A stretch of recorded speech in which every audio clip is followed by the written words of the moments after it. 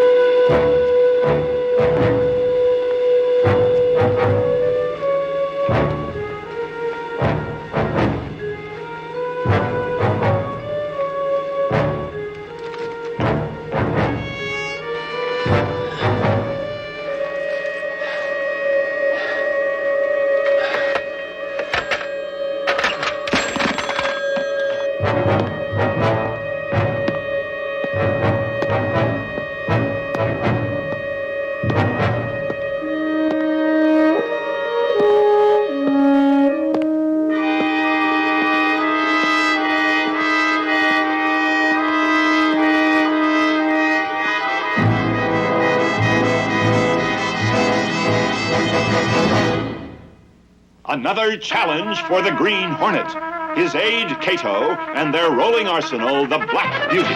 On police records, a wanted criminal, the Green Hornet is really Britt Reed, owner publisher of the Daily Sentinel. His dual identity known only to his secretary and to the district attorney. And now, to protect the rights and lives of decent citizens, rides the Green Hornet.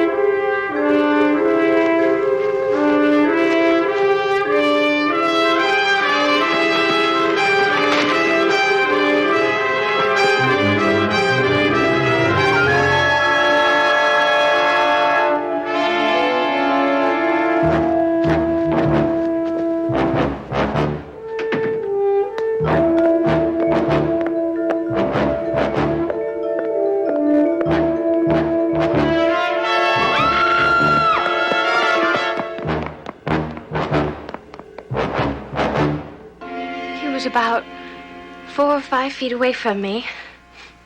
And then he started coming at me with this scarf. He walked kind of strange and funny, stiff-like, and his face, what I remember of his face, what I could see of it, it was kind of glossy-like. Like wax, you mean? Yes, it was kind of shiny like that. Yes, well, thank you, miss. Mr. Graham here will take you to the photo gallery. I'll have a reporter take your story. Thank you.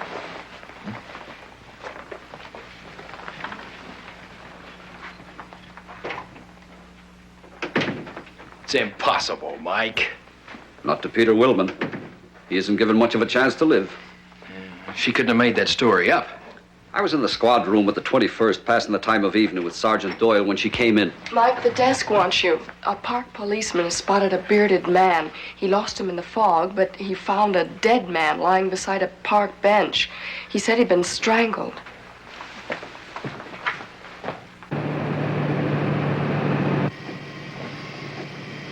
"194 in, 194 in." Another sighting. Grove and Maple. Swing that way, 194. Right. Moving which way? South on Maple. Right. Let's go.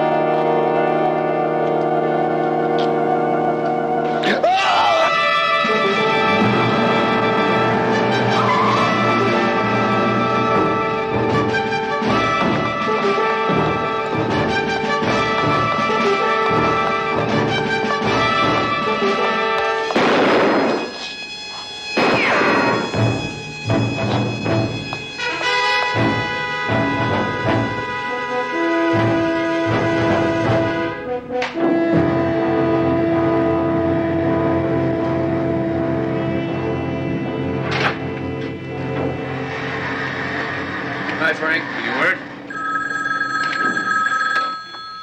Mr. Reed's residence. It's Miss Case. Thanks, kiddo. Yes, Miss Case? Mike just called from police headquarters. The scarf was just interrupted during an attack. One of the officers thinks he might have wounded him, probably in the left shoulder, and then they lost him in the fog. Thanks. How are you coming with that research? Well, there isn't very much so far. Do you still want me to come by after I've finished? Since the man's still at large, yes. Still at large. Police made contact with him, shot at him. They lost him in the fog, but they think they wounded him. Well, that should ease the panic. Convince people that there isn't a waxen dummy running around wild. What is running around wild, Frank, and why? That's a good question. The first person attacked was Peter Wilman. What does that do for us? That gives us a direction.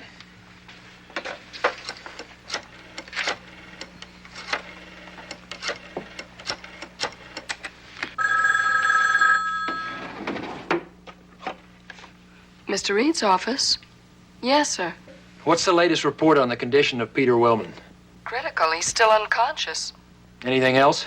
A man named James Rancourt wanted to reach Mike. He said that he heard the news when he left the library earlier. He was Wilman's partner. I referred him to police headquarters. Thanks, Miss Case. There's got to be an answer somewhere. Well, it started in Wilman's museum. Yeah, and maybe that's where it will end. See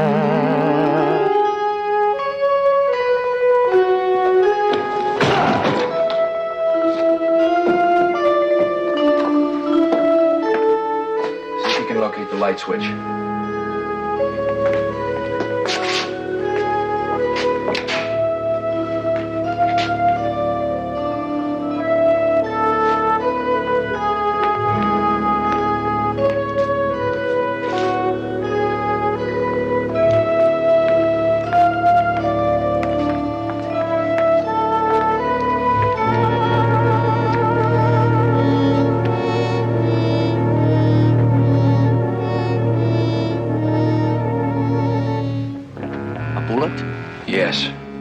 and the clothes are damp.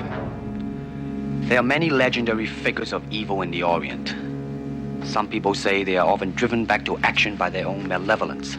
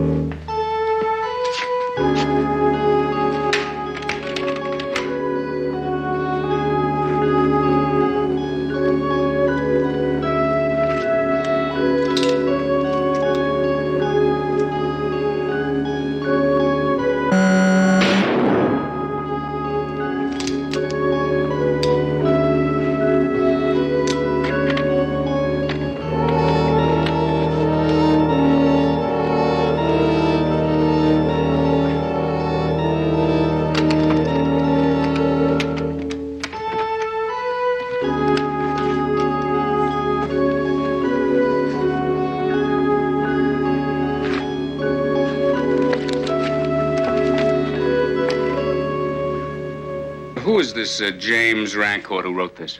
He's Willman's partner in the museum. Does research and lectures on the tours. There's one piece of information in there that interests me. Vina Rose, the burlesque queen that the Scarf used to date. Well, finding a stripper who worked this town 10 or 15 years ago is like finding a wide-open back entrance to Fort Knox. Yeah, but I found her. Our entertainment editor called a booking agent. He remembered her. Her real name is Hazel Smith. She lives in a small apartment in the Chelsea district.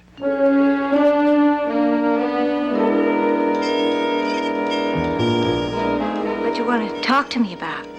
Who was the Scarf? What was his real name? I don't know. You see, he always just sort of showed up, and he never made no passes. Then why did he keep coming back? Beats me. Unless... maybe it was 'cause I was a good listener, you know? I used to walk into my room, see? And there he'd be, just sitting in the dark. He had a great big bottle of cold champagne and caviar, just as black as the inside of your pocket, and those little tiny crispy crackers. And then he'd start to talk. I tell you, he could just talk your arm right off the shoulder, and you loved it. About completely ruthless murders. No, never. We never talked about that, and I never believed he did any of them things. He always treated me just like a queen. He was a murderer once. He could be again. No, and anyway, I know he's dead. I know it. Well, he would have come to see me again if he hadn't been dead, and he never did. Have you ever been to the Wax Museum and seen the figure they have of him there? No, I couldn't stand it. When was the last time that you saw him? Well, I was leaving the Burley house, and I was going to go to a hamburger joint to get a hamburger. It was after the midnight show, so it was late. It always was late when I seen him. And when I come out of the stage door, there he was. He was outside in the car waiting for me. He said he was going away because he was going to be immortal. So people would never forget him all those years. That's what he wanted, he said. Well, then he dropped me by the hamburger joint, and, well, that was it. And you still couldn't believe about the robberies and the murders? I tell you, he treated me like a queen! Like a queen! Mr. Reed, That's right. I'm James Rancourt. Mr. Rancourt, have a seat.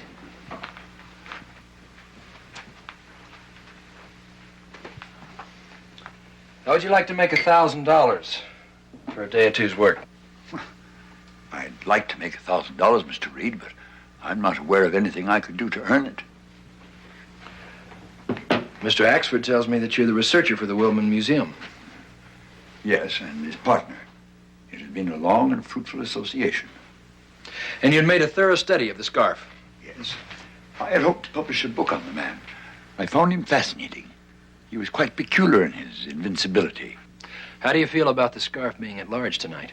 Oh, I shudder. But I fear we shall have to accept what people have seen. Good. Make that the tone of your article. Is your research material readily accessible? The main body of it is at the museum. Fine. I'd like for you to go through the Sentinel's files and select some pictures to go with your article. Then you can pick up your research material. It's always good to give photographic proof to your readers. Mr. Reed, unfortunately, I'm not a very fast typist. Mr. Rancourt, we have a lot more typists here than we have researchers.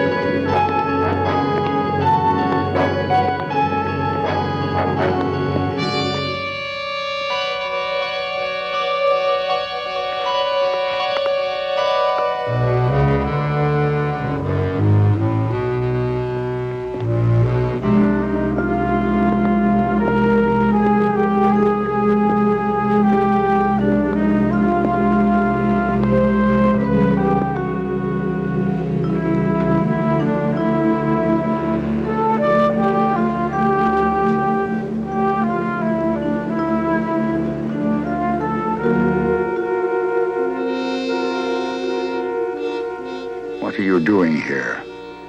They told me he'd come to life tonight. I wanted to see if it was true. If he remembered. But he don't remember. He ain't immortal like he promised. He's just made of wax.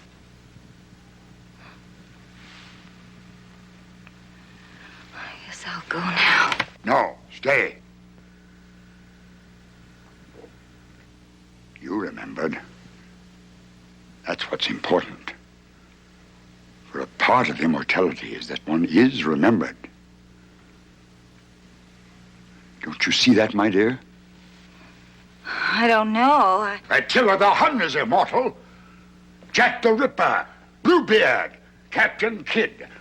The great intellects wrestle with the problem of what impelled them to their greatness. And now, Vina, the Scarf joins that exalted company. You're the Scarf. No, that is the Scarf. I am the vessel of his immortality, the Boswell to his Johnson. You called me Vina. You wouldn't have known who I was if you wasn't. I can hear it in your voice. I can see it in your eyes. You're the Scarf. Now you have gained a sort of immortality of your own, because you will be his last victim. In a few weeks, when we have put in place the new scene based upon what the police will find here tomorrow, you will not appear as you do now. But as I recall you then, I promise it, Vina.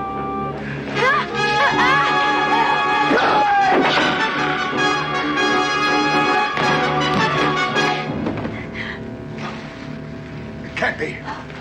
It mustn't be. Only the scarf is immortal. Only the scarf.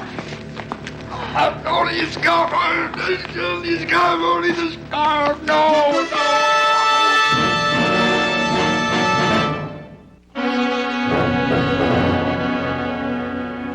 Since you have refused the services of a lawyer for this interrogation, Mr. Daniels here has been appointed to protect your interests. I no longer have any interests, sir. My department, however, has a great many interests. Do you wish to make a statement? It's in a book. I wrote it. I will attest to its authenticity. But I don't know where it is. I think it'll turn up. Mr. Scanlon. Yes? When the police found me, was there a woman there? A rather pretty one? There was no woman. Then it was a dream.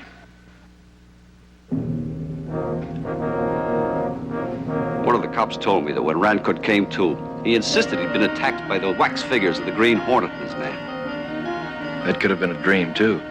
Maybe. When the police searched the museum, they found those two wax figures sitting in chairs in the studio workroom.